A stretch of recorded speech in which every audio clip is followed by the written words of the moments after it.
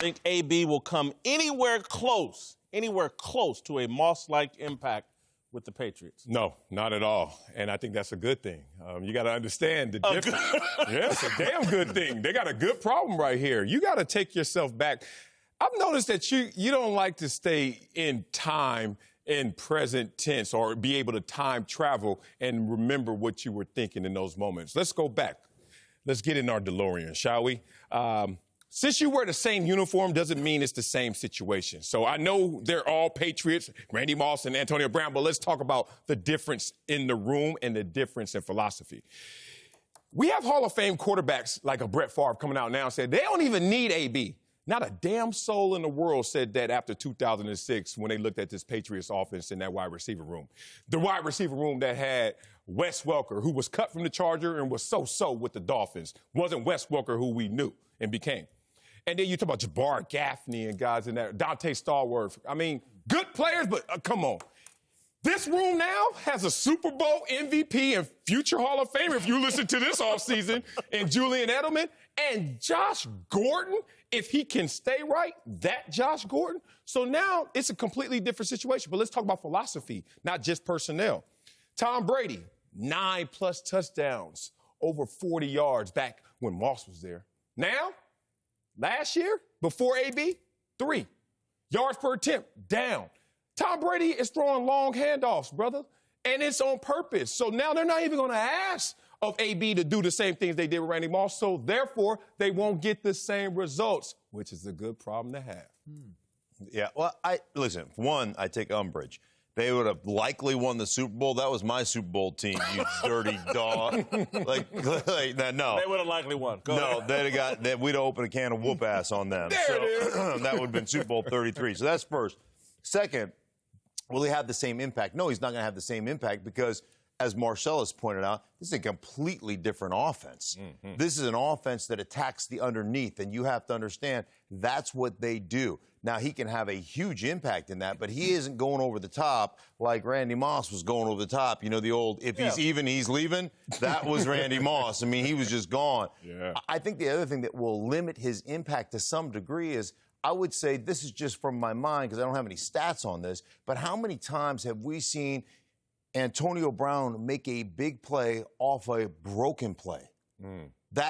To me, it's the extended plays. Yeah. You know, Ben Roethlisberger knocks off somebody that's trying to sack him, stiff arms another guy, they're running around, it becomes schoolyard football, and Antonio Brown winds up in the end zone. That happens a lot in Pittsburgh. It's not going to happen in New England. They are on schedule, man. Tom Brady is not going to scramble around. He's going to climb the pocket. If nothing's there, he'll throw it away and live to play another down.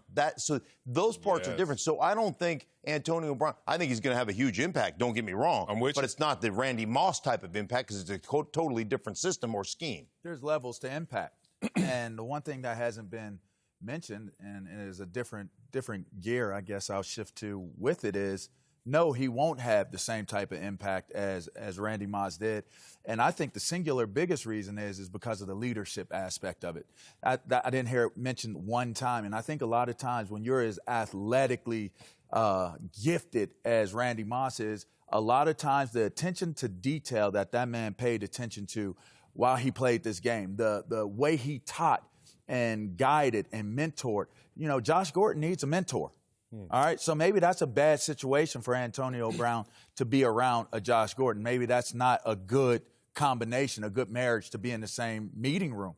Whereas a guy like Randy Moss would have not only held him accountable as a human, but he would have taught him certain things that could still help him at this point in time in his career. So when you're talking about levels of impact, we can use all the stats we want to use. We can talk all of the things that Tom Brady had and Tom Brady didn't have.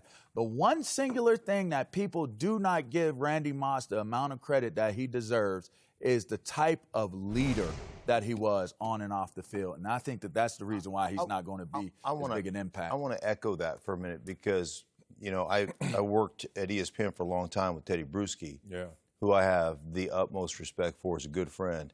And he will tell you, as many other people within that organization, that Randy Moss is one of the most astute, intelligent football players. See, to get from great to Hall of Fame great, the difference is athleticism will make you great. for a season, for 2, for 3, whatever. But you know what keeps you at Hall of Fame level? Is from the neck up, your intelligence, your football acumen. And people don't give him credit. People will tell you that have played with him, one of the smartest football players that they've ever been around. Them blessed with that God-given athletic ability, he's unstoppable. You all are making my point. Everybody's enhancing my point, in my view, because here's the thing where I think Belichick is miscalculating.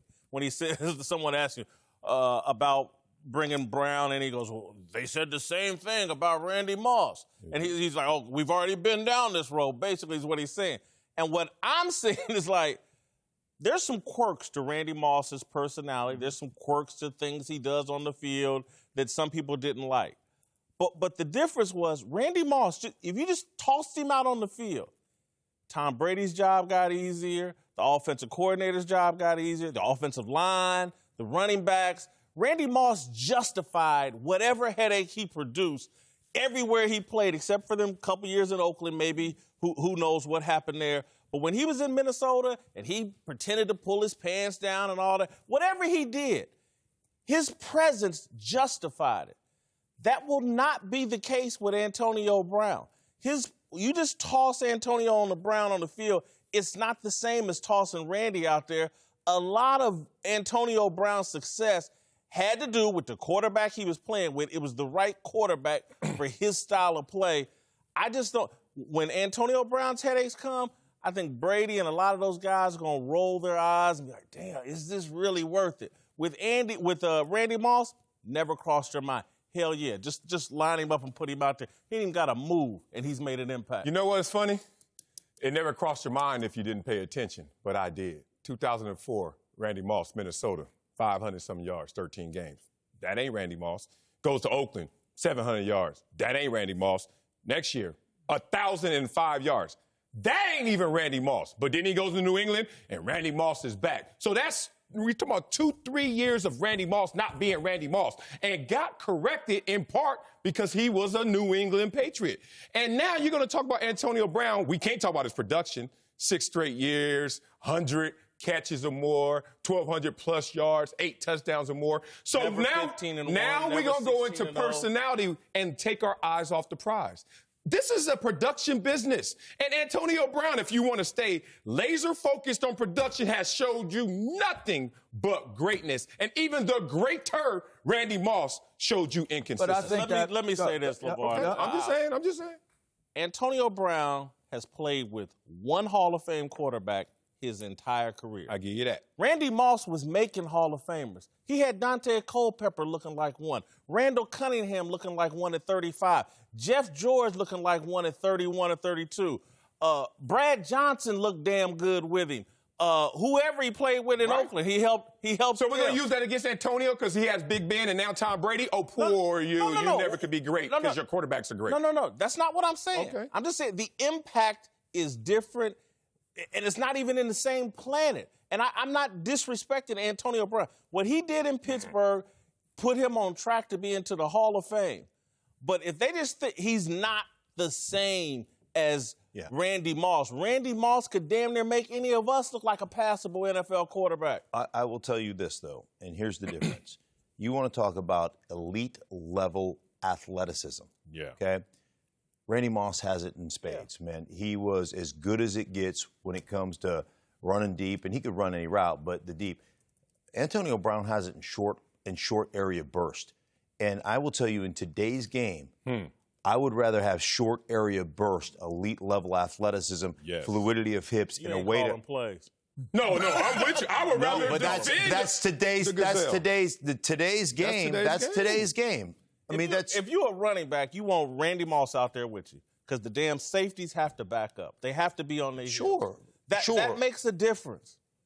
And again, when you know, they're going to roll coverage Randy's way. Even though Chris Carter's on the other side, we're going to roll it to Randy. But you know what I want as a quarterback? I want elite level, short burst speed. Reliable. so I can throw the ball in under 2.1 seconds. Right. And Von Miller and Bradley Chubb and Khalil Mack and Joey Bosa and Melvin Ingram, and can I go on and on and on? Can't get to my quarterback, because if I can get rid of the ball, it takes Marcellus. It takes Marcellus. Yeah, and they had 7-step drops in Moss. 7-step drops. Right. It's a different NFL. Do you know that if you and I are going man on man, right? If to get to the quarterback on a 5-step drop, it takes 1.7 seconds for you to get to the quarterback on a 7-step drop. Yeah. If every ball is out of your hands in 2 and under, all I have to do is that to impede your progress. So, I mean, in today's game, and the other thing about today's game, back then, you got 35 opportunities to legitimately rush the passer. In today's game, watch the Broncos and Raiders play. You got maybe 7 or 8 legitimate pass rush opportunities. That's what you get today. You can show me on film where Antonio Brown excelled in this 1.7 or 2-second release the ball. You said yesterday he's good when the play breaks down and he can get. That's where he makes his explosives. But you don't catch 100+. You don't catch 100+ balls if you're not open.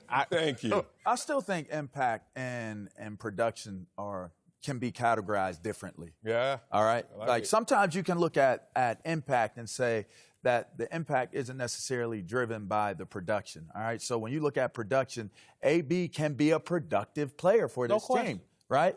Impact but if we're still talking impact, right? I tend to look at impact from a respect level, right? If AB can come in there and earn the respect of his teammates and earn the respect of the coaching staff and earn the respect of the Patriots fan base, then he certainly has the chance to be on scale and on par with the greats that have played with New England. But if he doesn't come in and be that person, it doesn't mean he has to be a leader. He doesn't have to be a leader. He won't be. And he doesn't have to be. But if he comes in and he is able to do what he needs to do to earn the respect, then his impact is looked at differently. And what do you respect the most in the locker room? Can you go get it? And this guy has showed you nothing short of it. There's a little bit more. But the most, I said the most. Thanks for watching. Subscribe here to get the latest from the show. And be sure to check out more of the best clips from Speak For Yourself, or go watch a few segments from our other shows on FS1.